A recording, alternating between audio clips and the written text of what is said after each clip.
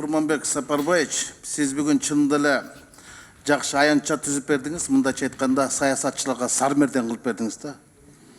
Эрке бала менен эрке кызды айтыштыргандай кылыпчы.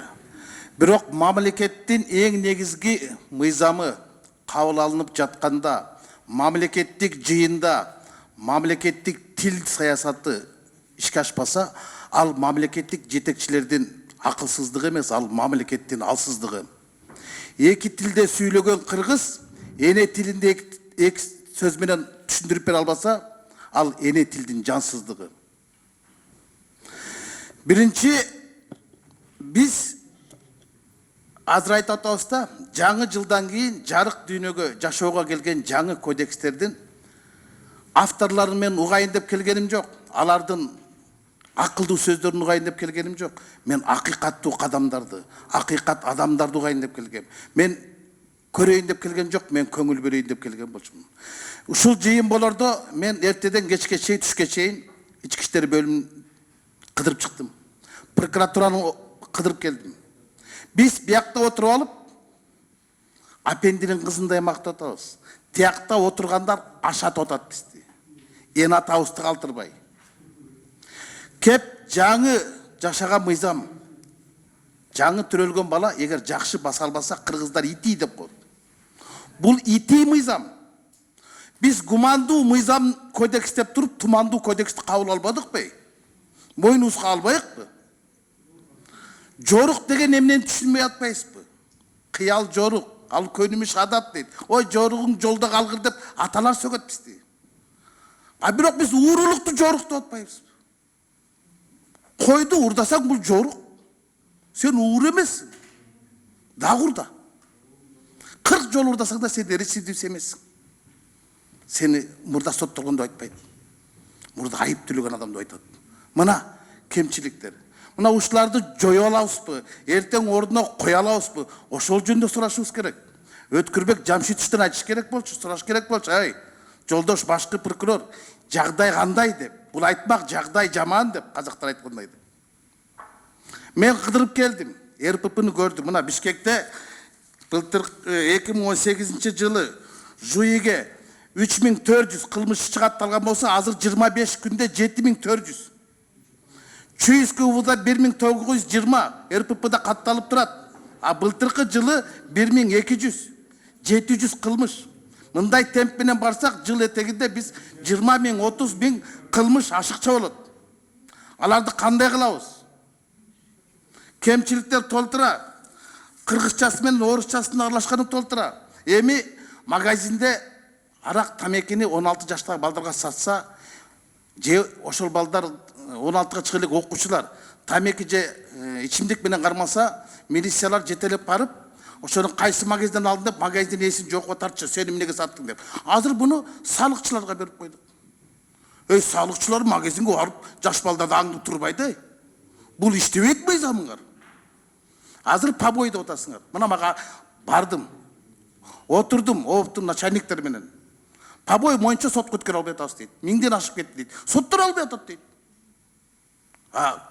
Жаңы кодексте сотко да кайрылсаң болот, милицияга да кайрылсаң болот дейт. Мына карама каршылык, мына каршы пикир менен жакшы пикирлерден чыккан нерселерди жоюш керек да, мыйзамды ордуна коюш керек болчу да. Берде эксперттер жарты күнөн силер мойнуңарга алгыла. Жартын биз мойнубузга алайык деп айткандын ордуна силер каякта карап отурдуңар эле дегендей кылып атпайбы? Шерменде кылып атпайбы? Мына урматтуу депутаттар, YouTube'ду карагылачы. Автовокзалдын жанында бир кыргыз жараны энеден туума болуп, чечинип алып туруп, бүтүндөй мамлекетти шылдыңдады. Тура Курсан Сатарович. Милиция чара көрө албайт экен да. Ал мелкое хулиганство болчу. 15 сутка камап жолсуп койчу. Азыр кыла албайт экен. Жылаңаш туруп. Бир аял тротуарда отуруп зарат кылды. Көрдүңөр да? Бүт көрдү YouTube'дан. Эчтеке кыла албай атпайсызбы? Мына жаңы мыйзамга, жаңы кодекстер болгон жамааттын, элдин мамилеси ушундай болот атпайбы? А биз биякта отуруп алып мактап атпайбызбы? Батыштын цивилизациясы, чыгыштын философиясына кошпогон нерсе да. Биз алып келдик да. Гумандуу деп туруп тумандуу кылып албадыкпы? Анан эми бул чын айтыш керек да, бул өмүр сүрө алабы? Сүрө албайбы? Эртеңкиси кандай болот? 6 айда отырасыңар. Өкмөт өзгөртүү киргизе алабы? Киргизе албайт да, мораторий бар да. Биз элге ачык эле айтпайыкпы, туура Курманбек Сапарбаев жакшы жыйындап келди. Мына эксперттер менен депутаттар отуруп алып, элге бири-бириңерге лекция коюп түшүндүрбөй, элге ачыгын айткыла деп атат. Жорук менен урурлукту биз айырмалап атпайбызбы? Мына тамеки тартуу боюнча дейт. Биз азыр министр айтат, биз ресторан кура турган болсок, это проверка дейт. Президенттин указына карама каршы келип калат деп жазып берип атат. Биз текшере албайт экенбиз, прокуратура өпкө түзөт дейт. Анткени указ президента Кыргызстан номер 58 постановление правительства Кыргызстана о временных правилах проведения проверок дейт. Мына мындай мүчүлүштүктөр толтура да. Мына ушуну алардын баардыгы ушу депутаттар силер көтөрсөңөр деп жазып берип атат. Жөнөкөй эле мисал. 155 кодексте. Жыйынтыктап коеюн. Мына кыргызчасында жазылып турат. Жазык иштери боюнча сотко чейинки өндүрүш адамга кылмыш жасоодон шек саналгандыгы жөнүндө маалымат далган учурдан тартып 2 айдан кеч эмес мөөнөттө аяктоого тийиш дейт. Туурабы? Өткүлбек Жамшитович. А орысчасын карагыла.